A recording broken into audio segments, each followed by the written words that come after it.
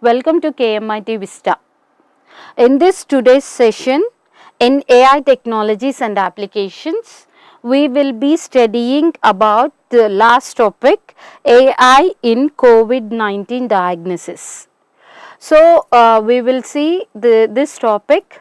So now, in COVID, we have used for COVID diagnosis, the artificial intelligence plays a major role in developing different applications to improve the or reduce the effect of COVID. So, first method is medical image analysis. Already we have studied in the last topics the applications of artificial intelligence in medical healthcare. First one is in medical imaging analysis. Data collection is very important. There are different steps. In that different steps, the first one is data collection. So, in the when the COVID is suspected, the chest X-rays or CT scans of the patients were collected. Second, pre-processing of the images is used to enhance the quality and standardize the formats. And later they use the feature extraction using deep learning algorithms. AI deep learning algorithm extract relevant features from the images such as lung texture and the abnormalities that are happening in the chest X-rays. So later they classified. So machine learning algorithms models are used to classify whether he is COVID patient or non-COVID patient based on the extracted features. Later, once the classification is done, the diagnosis is represented in the results. Results are presented to healthcare professionals for diagnosis and treatment planning. First, data is collected. After that, pre-processing of the images. Next, the extraction of features. Later, they done classification. After doing the classification, once he is COVID positive, the results are presented in the to the healthcare professionals. So here is a block diagram where we have the lot of images of database of images of CT scans or the CT scans. So the images are given to a neural network for COVID detection. So for COVID detection, for evaluation process, evaluation across the hospitals, the data set is divided into data set 1 and data set 2. So the data set 1 has chest X-ray images and data set 2 has padded chest images where we have detected COVID-19 positive and COVID-19 negative. Negative and positive. Here we have the two images. One is generated with the generative models and the feature maps. We can see the feature maps. Once the feature maps are detected, they are given to a generative model. So they have started detecting the lungs with no COVID and there is a somewhat COVID here. Okay, this was the first architecture. Later this with the training, the data set 1 is given to a one model, data set 2 is given to a another model, neural network. There is an internal testing and there is an external testing. The data set 1 is used as a external testing for data set 2 and data set 1 is given as external testing for data set 2.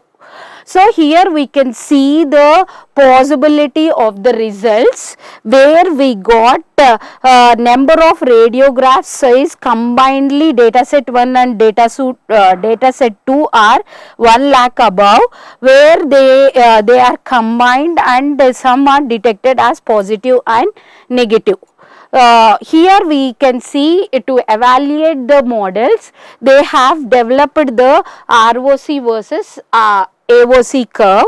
ROC versus AUC curve, where this shows the area under the curve, whereas here it is showing that there is a more true positive rate for internal data and has given an accuracy of 99%. Whereas if you see the external data, the accuracy is only 76%. Means the training data is giving an accuracy of the 99%. For external data, it has given only 70% of the result. Model is somewhat overfed, but as we can train the model, it can understand and increases the external accuracy. Here also we can see the internal accuracy is 99%, whereas the external accuracy is 70%. Somewhat true false positive rate is more and true positive rate is also more in internal images than the external images. The second application is based on the symptom and epidemiological data analysis. What is epidemiological data analysis? Is the data related to the co-occurrence, transmission of the disease and also the control of epidemic diseases. These are collected from the clinical findings and also the pathology data. So here also the deep learning procedures are used as an AI, where the data is collected based what is the data that are collected is symptom reports, epidemiological data, clinical findings and other relevant information are collected from different sources or different diagnostic centers. After collecting all the data, they are kept in some Excel sheets or CSV files. Once the data is pre-processed, the raw data undergoes the pre-processing to remove the noise and inconsistencies. Next, feature extraction. The next step is feature extraction. AI algorithms are used to extract the important features and patterns from the data. Later, model training. Machine learning models are trained using historical data to predict the disease spread and identify the high risk areas and also access the effectiveness of interventions. After model training, we get the training accuracy and testing accuracy. Once the training accuracy and testing accuracy got good ROC versus AOC curve, automatically we can predict other predictions which are unseen predictions. Predictions and insights are derived from the models used for proactive decision making, monitoring and resource allocation. Here we see the timeline versus cases. We know that in April 2020, the COVID cases, first lockdown happened, where the number of cases are very less. We can expect, based on the data that is obtained here, the data can be predicted after May 2020, so that we can here we have the recoveries, deaths and also new cases. So as keep on increasing the timelines or the months, the death cases has been increased, the new cases has been increased and recover cases has been reduced. So here also we have an India data where we have the risky areas where COVID has affected more and COVID is moderate and COVID is safe. If you see all this area, COVID is very less, whereas here if you see COVID is very mostly in North India. Some of the cities have moderate COVID, but in some areas there are peak COVID. So this is what happened. So for training the model, they started predicting which areas are going to be risky and which for which states require more resource allocation. So to predict all that, they have used all this epidemiological data. Later they used in contact tracing and risk assessment. So we know that for contact tracing, they started taking the phone number and also the details. Based on our phone number and the location process, they started tracing us once we are detecting with the COVID, once we have detected with COVID. So here first the data is collected, contact tracing data.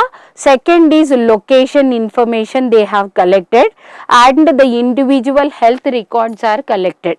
First the contact has been collected, later the location information has been extracted, and individual health record based on the whether moderate COVID or high COVID. So later they started with data pre-processing.